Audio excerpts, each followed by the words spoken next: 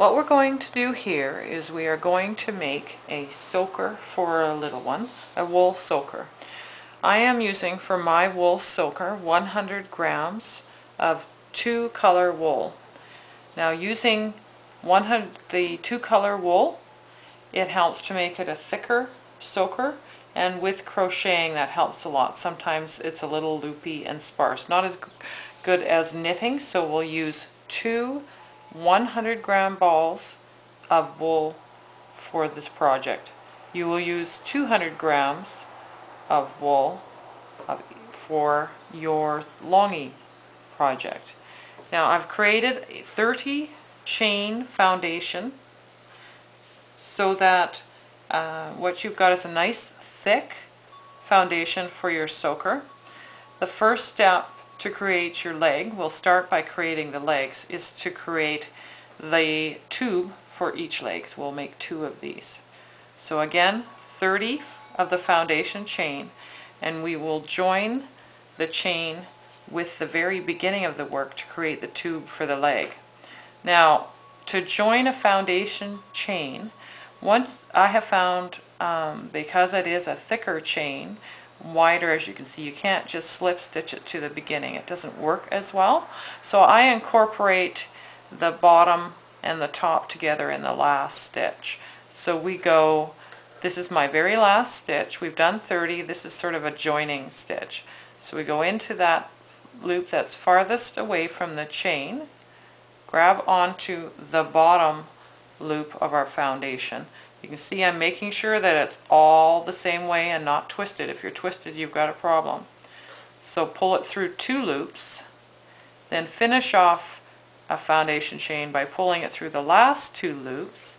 Now what you'll see is I'm going to join it like we do at the end of a row to the first stitch, and we will do a slip stitch, which is wrapping your yarn, pulling it through both the loop and what is on your hook at the same time.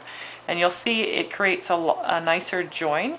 If you just slip stitch it, it'll be bulky at the bottom and not quite right. So to do the next row, you'll chain 1 and turn your work and go back the other way. And this soaker is done in the single crochet stitch. Single crochet, you find your the top of the stitch you just did, wrap around your hook, pull your yarn through 1, wrap around your hook, pull around through 2. So find the top.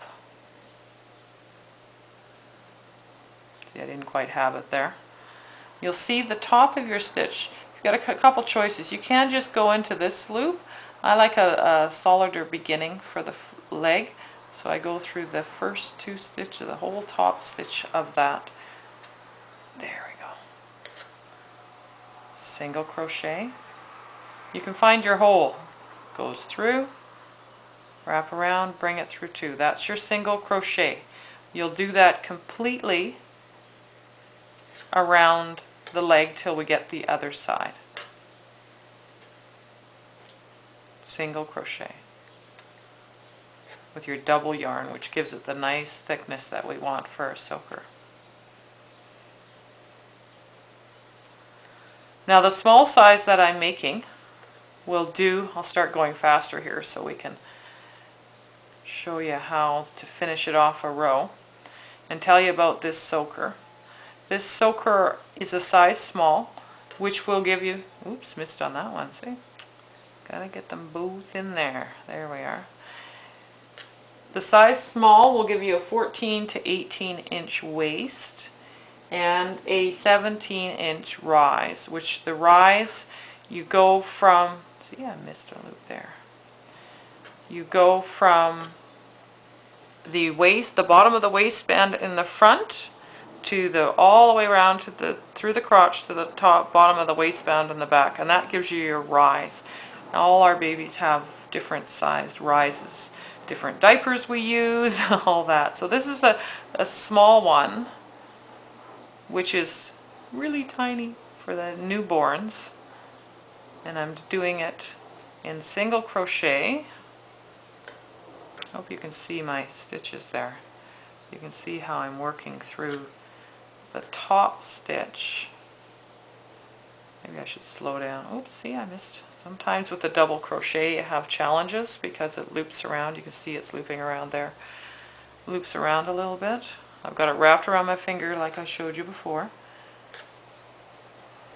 There.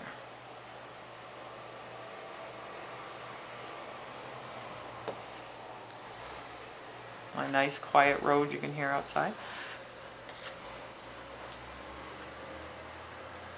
Through the loop. Almost all the way around.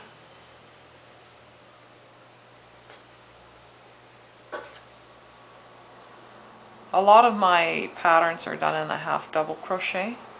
Whoops! That'll be. A lot of my patterns are done in a half double crochet. This one I'm doing in single crochet, which is good for beginners. Alright, we're coming up onto the end. We've gone all the way around. You can see this is where we started. And we've still got one more stitch we can do. You do your single crochets into as many stitches as you can. And then we slip stitch, which is putting your hook through that first stitch, grab onto your wool, and pull it all the way through. Now you'll see how a nice flat finish that's created. Nice and full, there's not a huge hole there.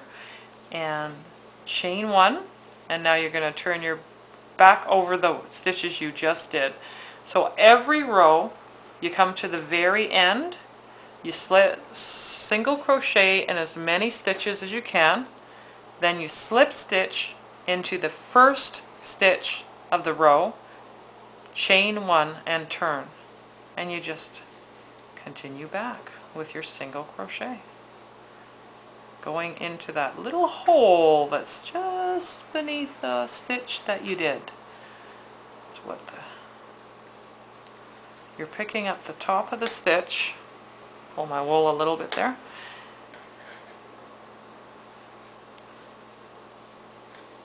For this soaker, we'll go around 4 times for the leg.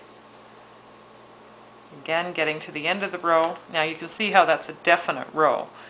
You've done your chain one, you've done your first stitch in, we'll go around, we'll come into the very last stitch, our single crochet, then we'll slip stitch into that, chain one and turn back and go around the other way.